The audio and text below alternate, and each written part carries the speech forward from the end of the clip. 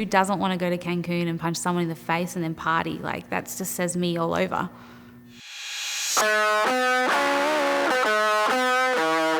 This is insane.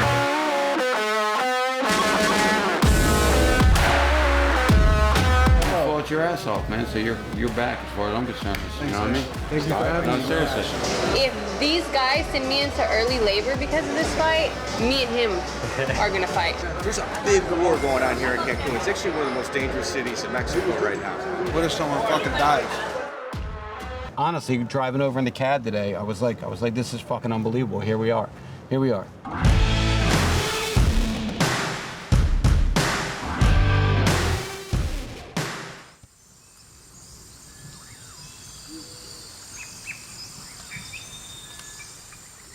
I had never been to Cancun. I thought the beaches would be cool, so I let the wife know. I said, hey, I think we're heading to Cancun. And she was like, all right, sounds good to me. Flew from Brisbane to Vancouver to Cancun.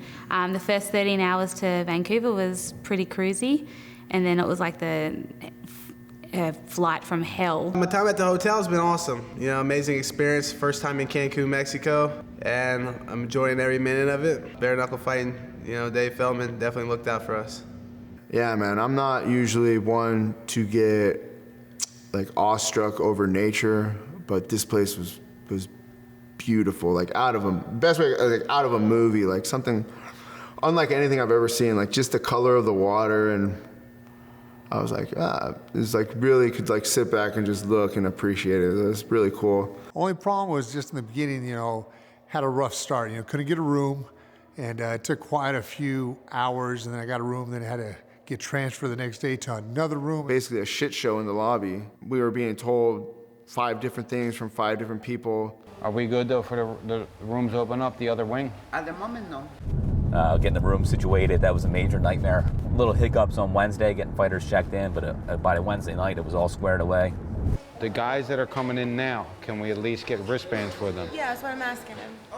These little braces right here, free food.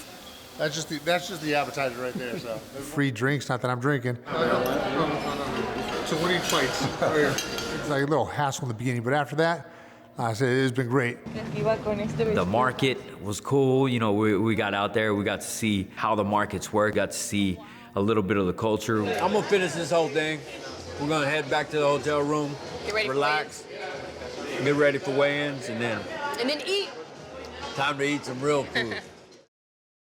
What we did with these tryouts, it was actually like a last-minute thought, and we thought it would be a good thing to just get the buzz going in Mexico. Put a couple Facebook posts out and had about 30, 40 guys show up. I mean, some really good fighters and some guys that were just starting out. I had them as a group, and I said, I just want to know which one of you guys is willing to die in that ring to give your family a better life. And they all raised their hand. They said, me. So I mean, as far as the heart goes, they all have heart. They're not all qualified for what we need, but I did pick out a couple, especially one kid. Amount of feedback, a lot on Facebook, got a lot of submissions on the website. I had our guys down here call everybody, translate, make sure they're going to show up. So when I get to the stadium, I just need to make up these forms, waiver forms, photo release, that kind of stuff, and then get them to sign that. They're going to do some mitt work, some interviews, have them try to sell themselves. You know, so we want marketable people. I mean, if you can fight, that's great, but if you can fight and you're marketable, I mean, look at Conor McGregor. He sells pay-per-views. I mean, he's a great fighter, but at the same time, he talks a lot of shit, and people love hearing him. And we also have our punch meter, which is actually how we discovered Sam Shoemaker. Came to our tryouts in Philadelphia a couple years ago, and it was our first time using the punch meter.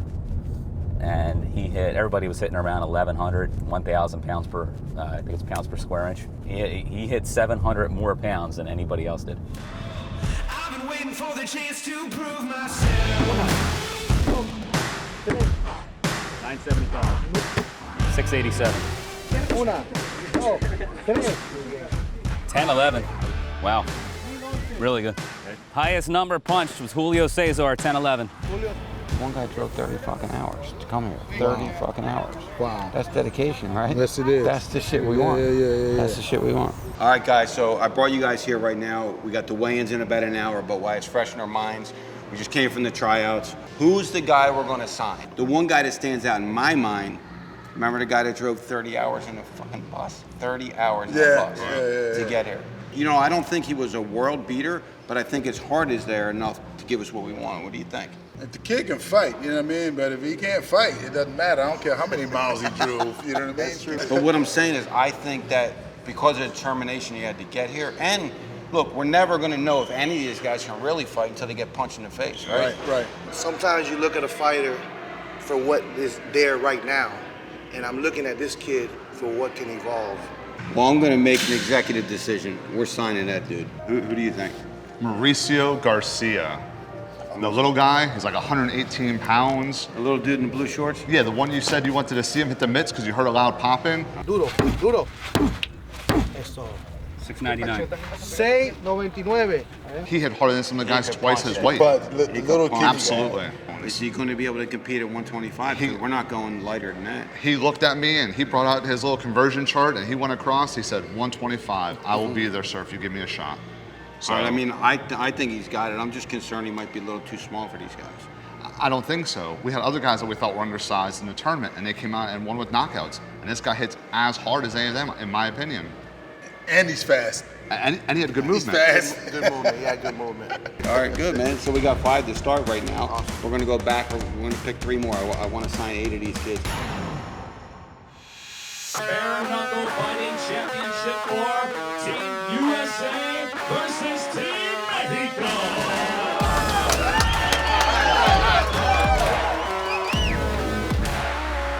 This is fucking unbelievable. What if someone fucking dies?